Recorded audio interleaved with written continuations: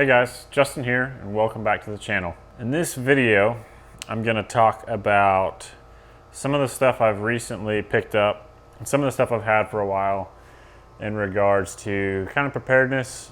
I wasn't really intending on filming a video like this, but I kind of recently got into the mindset of just kind of wanting to have some things around the house just in case, just to be prepared for whatever may happen, just to be able to protect the family, keep them safe, keep them fed, keep them hydrated, all that kind of stuff. I'm by no means a doomsday prepper.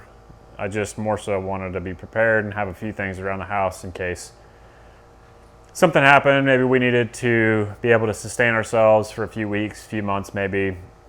This is I by no means have a bunker in the backyard or anything like that.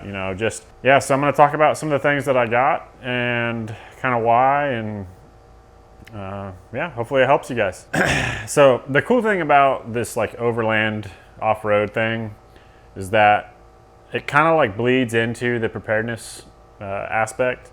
So like a lot of the stuff that we buy and outfit our vehicles for also kind of cross over and can be really beneficial to have if things were to go bad in the world and we needed to be able to sustain ourselves. Because essentially that's what we're building these things for, is to sustain ourselves off-grid for a certain period of time. Not really for long periods of time, but for several weeks to months at a time.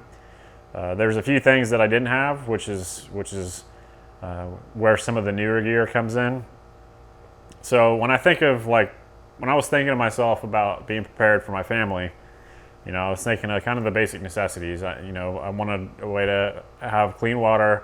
I wanted a way to cook food, and I wanted lighting and power to power lighting.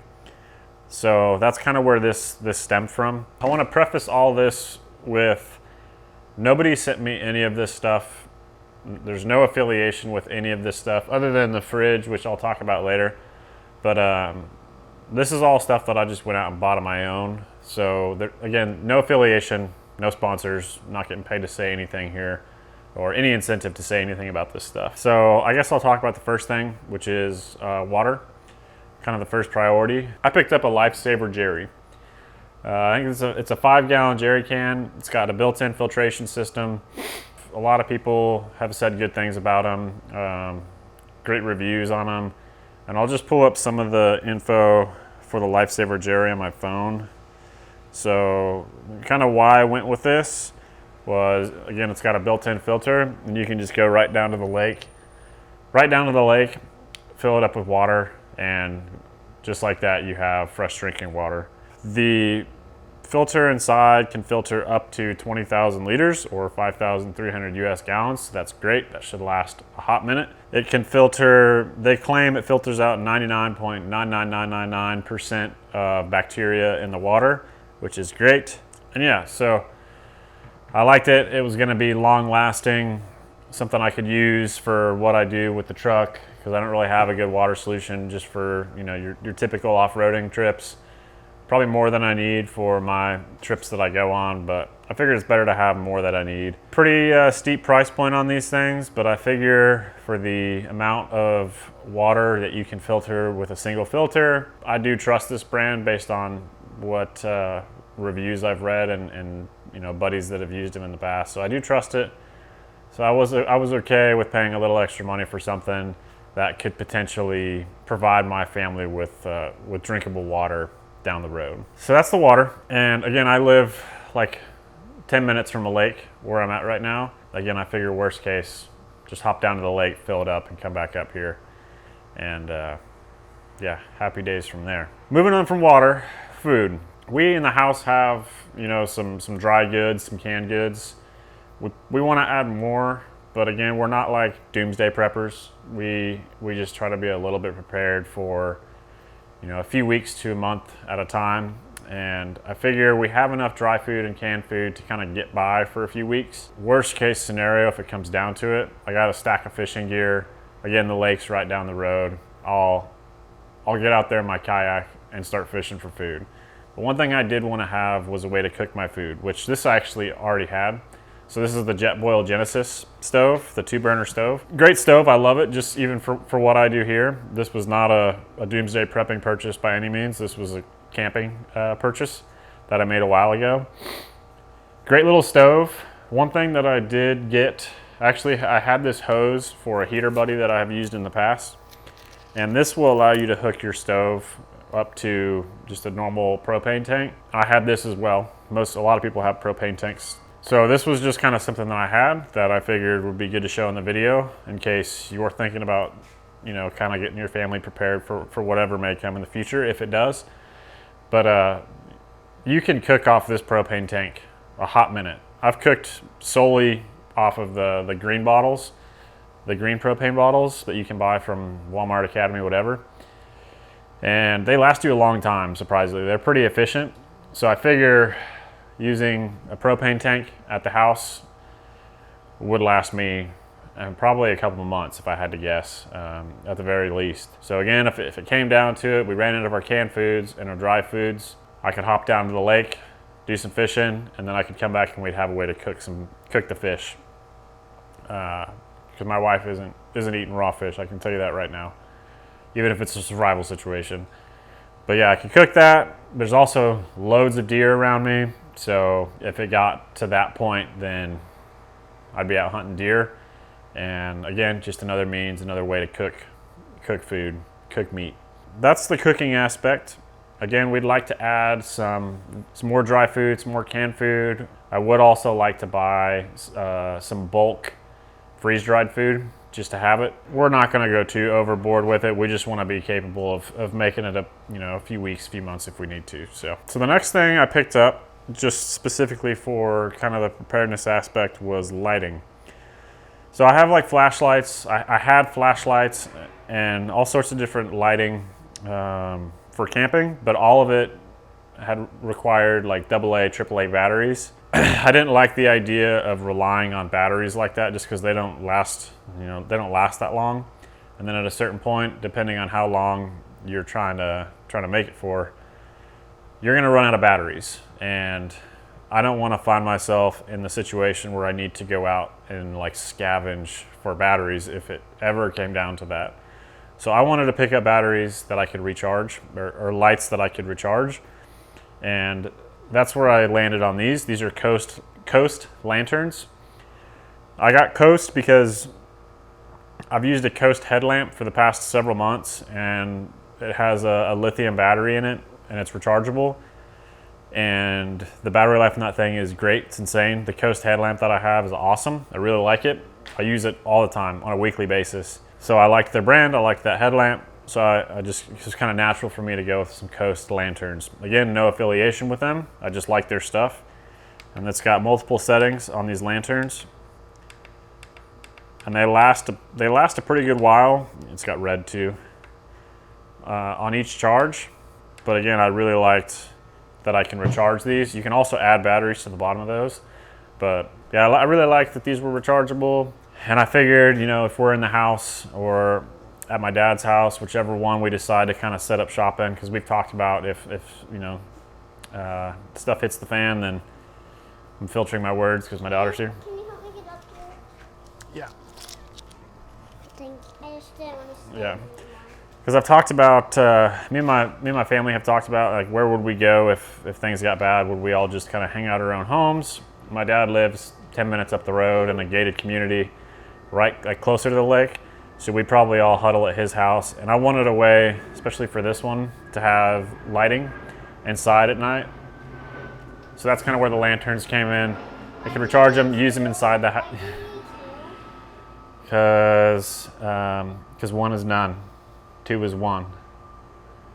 That's why we want to have an extra just in case one breaks. But yeah, I got two lanterns just to make sure that we had one. If one broke, I had another. Yeah, I think that's a decent little pickup, and they're cheap too. I think it's like $20 a lantern, so that's cool. If two break, it's okay. Yeah, we'll figure it out. We'll make a fire. And what is that thing? This is a big solar panel. This is how we're going to charge the lanterns. So that's a nice segue into power, because you're probably wondering, I want to be able to charge stuff, but how am I going to charge stuff if the power's out? So that's where I'm going to rely heavily on the power system that's in the Land Cruiser. You forgot to clean this out. I know, I forgot to clean it. So I have if you've seen some of my past videos, you know about the power system I have in here, but I have a full Red Arc power system, and I have a 135 amp hour Dakota lithium battery. And until now, all I could do was charge it off of shore power, so like plug it into an outlet at my house, or I could charge it off of the vehicle running off the alternator. So obviously, if things are going south in the world, I'm not gonna be able to drive my vehicle all the time, probably gonna run out of gas. And that's where the solar comes in. So again, I wanted to have a way to charge my battery without running the vehicle or plugging it into a house. And that's why I picked up this portable solar panel. So this is a 200 watt solar panel from Renogy.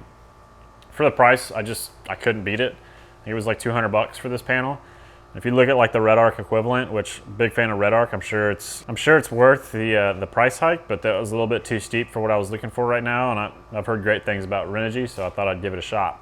And actually, at the end of the video, I'm going to test this, plug it in, and see how much solar power I can get off of it.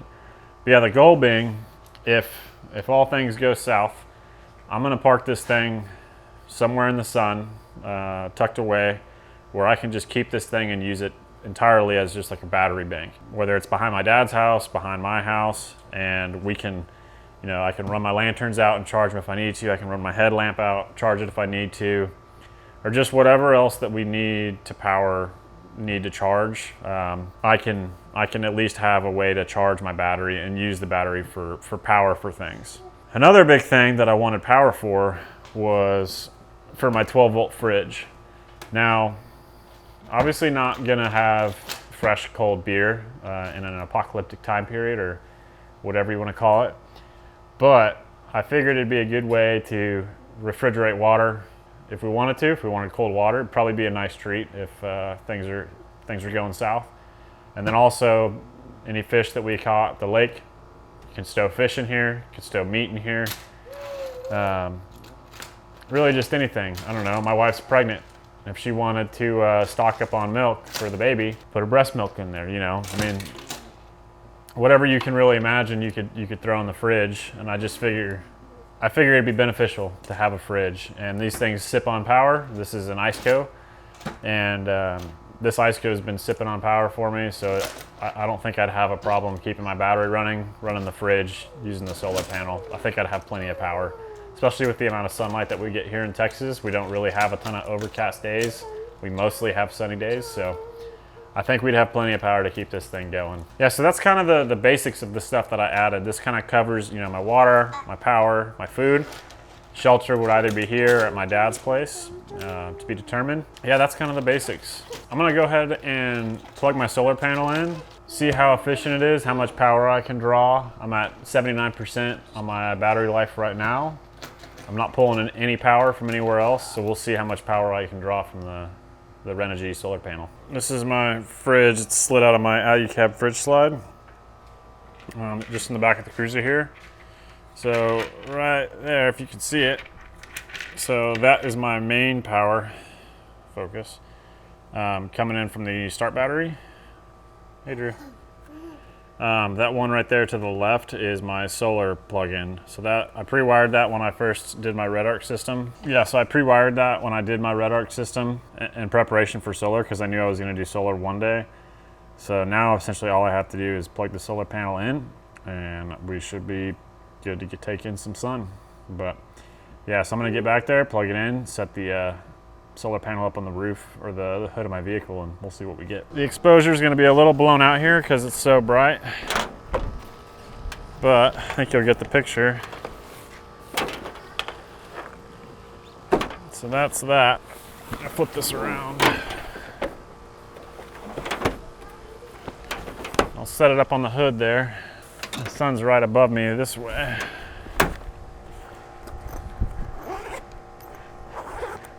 And then I actually picked up a longer cord to plug into the solar plugs. I can't remember what they're called. A specific type of plug. Run this cord to the back, plug it in real quick. All right, so we're plugged in inside. I'll set this up. and then we'll go see how much power we're getting. What are you doing back there? Can I tell you something? What do you want to tell me? I love you too. So let's take a peek now. So now you can see the sun's lit up. We're getting solar. Solar? We are taking in about 132 watts of solar right now. It's going back down. Cloud just crossed in front of the sun. It's kind of hard to read how much power is being used. Like right here, it's showing 0.7 amps being used and 10 amps coming in. 11 amps, 10.7 amps coming in to the battery. So right now, my fridge is almost entirely being run off of solar, and I'm getting charged to the battery, which is pretty much exactly what I was going for.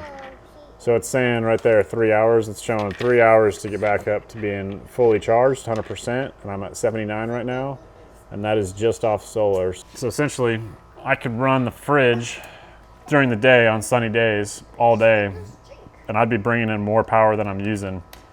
So I could top this thing off every day, and yeah, that'd be plenty of power based on what I'm using. I'm also running a light overhead right now in the back of the cruiser. But yeah, that's pretty neat. I think that's a good investment. $200 for a 200 watt solar panel that I can use for off-roading, set up camp somewhere, or it's just a good tool to have power in worst case scenario. So one thing about the fridge too, there's plenty of good brands out there as far as fridges go. This is an ICECO, and it's really a great fridge. It's pretty efficient. It's a really rather large fridge too. Just thought it was worth mentioning. If you guys are in the market for a fridge, you want to add one to your off-road vehicle, or you want to add one to your house just for preparedness aspects, you can use my code Justin4WheelDrive and get yourself 12% off of an ICECO fridge. They have a wide variety of different fridges from all different sizes and aesthetics that you guys could pick up. So yeah, if you guys are interested, again, Justin4WheelDrive, and you can save yourself some cash. But other than that, guys, that's gonna pretty much do it for this video. It's a shorter one. Again, this wasn't planned. It was just something I found interesting when I kind of went down the rabbit hole, and something I thought that you guys might find interesting as well, or beneficial as well. So if you guys have any other tips, tricks for like the preparedness aspect, feel free to chime in the comments. And if you guys like what you're seeing, I'd love to have you guys subscribe, and really appreciate if you guys like the video. But as always, guys, I appreciate you watching. We'll see you next time. Say bye. Bye. See you guys. I don't know about that. Did you get water inside the cab? Justin's up to his waist right now in water. I think he just fell in.